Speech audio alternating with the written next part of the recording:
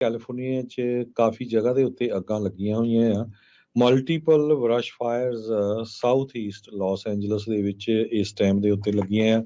1000 ਤੋਂ ਵੱਧ ਘਰਾਂ ਨੂੰ ਇਵੈਕੂਏਟ ਕੀਤਾ ਗਿਆ ਆ। ਫਾਇਰ ਫਾਈਟਰਸ ਇਹ ਸਾਰੇ ਕਾਸੇ ਦੇ ਲਈ ਫਾਈਟ ਕਰ ਰਹੇ ਆ।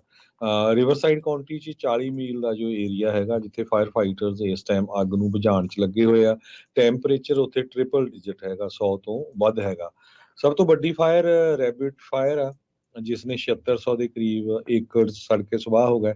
5% ਉਹ ਹਜੇ ਤੱਕ ਕੰਟੇਨਡ ਹੋਈ ਆ। ਹੋਰ ਜੋ ਬਰਸ਼ ਫਾਇਰਸ ਹੈਗੀਆਂ ਉਹਨਾਂ ਦੇ ਵਿੱਚ ਹਾਈਲੈਂਡ ਫਾਇਰ ਜਿਹੜੀ 105 ਏਕੜ 'ਚ ਲੱਗੀ ਆ, 70% ਕੰਟੇਨਡ ਆ। ਰੈਚੀ ਫਾਇਰ 437 ਏਕੜ 'ਚ ਲੱਗੀ ਆ, 50% ਕੰਟੇਨਡ ਆ। ਗੈਵਿਲਨ ਫਾਇਰ ਜੋ ਆ ਉਹ ਨੇ ਵੀ 250 ਦੇ ਏਕੜ ਦੇ ਕਰੀਬ ਸੜ ਕੇ ਜੋ ਸਵਾਹ ਉਹਦੇ ਵਿੱਚ ਹੋ ਗਏ ਹੈਗੇ ਆ। ਸੋ ਰਿਵਰ ਸਾਈਡ ਕਾਉਂਟੀ ਦਾ ਜੋ ਏਰੀਆ ਆ ਉੱਥੇ ਇਸ ਟਾਈਮ ਗਰਮੀ ਵੀ ਬਹੁਤ ਆ ਤੇ ਅੱਗ 4 ਦੇ ਕਰੀਬ ਜੋ ਅੱਗਾਂ ਆ ਉਹਨਾਂ ਨੂੰ ਬੁਝਾਉਣ ਦੀ ਪੂਰੀ ਕੋਸ਼ਿਸ਼ ਹੋ ਚੁੱਕੀ ਆ। 152 ਦੇ ਕਰੀਬ ਜੋ ਸਟਰਕਚਰਸ ਹੈਗੀਆਂ ਆ ਉਹ ਰੈਬਿਟ ਫਾਇਰ ਦੀ ਲਪੇਟ ਵਿੱਚ ਆ ਸਕਦੀਆਂ ਆ। ਜਿਸ ਤਰ੍ਹਾਂ ਮੈਂ ਤੁਹਾਨੂੰ ਦੱਸਿਆ ਹੈ ਵੀ ਬਹੁਤ ਵੱਡੀ ਗਿਣਤੀ ਦੇ ਵਿੱਚ ਜੋ ਫਾਇਰ ਫਾਈਟਰਸ ਆ ਇਹਨਾਂ ਅੱਗਾਂ ਨੂੰ ਬੁਝਾਉਣ ਦੇ ਵਿੱਚ ਲੱਗੇ ਹੋਏ ਆ। ਸੋ ਫਾਰ ਕੈਲੀਫੋਰਨੀਆ ਦੇ ਵਿੱਚ ਤੁਹਾਨੂੰ ਪਤਾ ਹੀ ਆ ਪਿਛਲੇ ਕੁਝ ਸਾਲਾਂ ਤੋਂ ਬਹੁਤ ਜ਼ਿਆਦਾ ਅੱਗਾਂ ਲੱਗ ਰਹੀਆਂ, ਪਰ ਇਸ ਵਾਰ ਬਹੁਤ ਜ਼ਿਆਦਾ ਮੀਂਹ ਪਏ ਤੇ ਉਹਦੇ ਨਾਲ ਵੈਜੀਟੇਸ਼ਨ ਬਹੁਤ ਹੋਈ ਆ। ਇਹ ਜਿਹੜਾ ਸਮਾਂ ਆ ਇਹ ਹੋਰ ਵੀ ਬਹੁਤ ਖਤਰਨਾਕ ਆ। ਕੈਲੀਫੋਰਨੀਆ ਦੇ ਵਿੱਚ ਅਕਤੂਬਰ ਮਹੀਨੇ ਤੱਕ ਜੋ ਅੱਗਾਂ ਵਾਲਾ ਸੀਜ਼ਨ ਆ ਉਹ ਚੱਲਦਾ ਰਹਿੰਦਾ ਆ। ਸੋ ਫਾਰ ਇਸ ਸਾਲ 2023 ਦੇ ਵਿੱਚ 130 ਦੇ ਕਰੀਬ ਵਾਈਲਡ ਫਾਇਰਸ ਕੈਲੀਫੋਰਨੀਆ 'ਚ ਲੱਗ ਚੁੱਕੀਆਂ ਆ, ਜਿਨ੍ਹਾਂ ਨੇ 10,400 ਏਕੜ ਸੜ ਕੇ ਸੁਆਹ ਕਰ ਦਿੱਤੇ ਆ। ਸੋ ਮੈਜੋਰਟੀ ਜੋ ਇਹ ਅੱਗਾਂ ਲੱਗੀਆਂ ਸੀਆਂ ਜੋ ਮੈਂ ਨੰਬਰ ਦੱਸਿਆ ਇਹ ਬੁਝਾ ਵੀ ਦਿੱਤੀਆਂ ਗਈਆਂ ਆ। ਜੀ ਜੀ।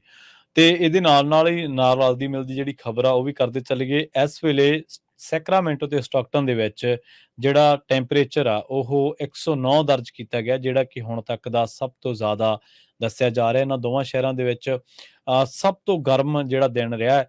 ਦੱਸਦੇ ਆ ਕਿ 1938 ਦੇ ਵਿੱਚ ਜਿਹੜਾ ਟੈਂਪਰੇਚਰ ਆ ਉਹਨੇ ਇੱਕ ਵਾਰੀ 108 ਨੂੰ ਜਿਹੜਾ ਕ੍ਰਾਸ ਕੀਤਾ ਸੀ। ਉਸ ਤੋਂ ਬਾਅਦ 2005 ਤੋਂ 5 ਦੇ ਵਿੱਚ ਜਿਹੜਾ ਇਹ ਟੈਂਪਰੇਚਰ ਹੈ ਇੱਕ ਵਾਰੀ ਉੱਥੇ ਜਿਹੜਾ ਇਹਨੇ ਰਿਕਾਰਡ ਤੋੜਿਆ ਸੀਗਾ ਇਸ ਪੱਧਰ ਤੇ ਆ ਕੇ। ਪਰ ਹੁਣ ਇੱਕ ਵਾਰ ਫਿਰ ਜਿਹੜਾ ਇਹ ਦੋਨੇ ਇਲਾਕੇ ਨੇ ਇੱਕ ਵਾਰ ਮੁੜ ਤੋਂ ਕੈਲੀਫੋਰਨੀਆ ਦੇ ਉਹਨਾਂ ਹਿੱਸਿਆਂ ਦੇ ਵਿੱਚ ਸ਼ੁਮਾਰ ਹੋ ਗਏ ਨੇ ਜਿੱਥੇ ਟੈਂਪਰੇਚਰ ਹੈ ਜਿਹੜਾ ਉਹਨੇ ਸਾਰੇ ਜਿਹੜੇ ਰਿਕਾਰਡ ਨੇ ਪਿਛਲੇ ਉਹ ਤੋੜ ਦਿੱਤੇ ਨੇ।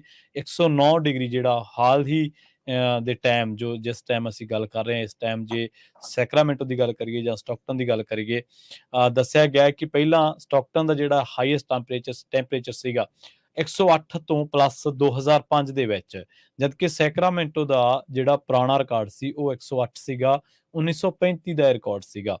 ਤੇ ਜਿਹੜੀ ਲੇਹ ਕੱਟ ਹੋਏ ਉਹਦਾ ਜਿਹੜਾ ਟੈਂਪਰੇਚਰ ਸੀਗਾ ਉਹ ਵੀ 2005 ਦਾ ਸੀਗਾ।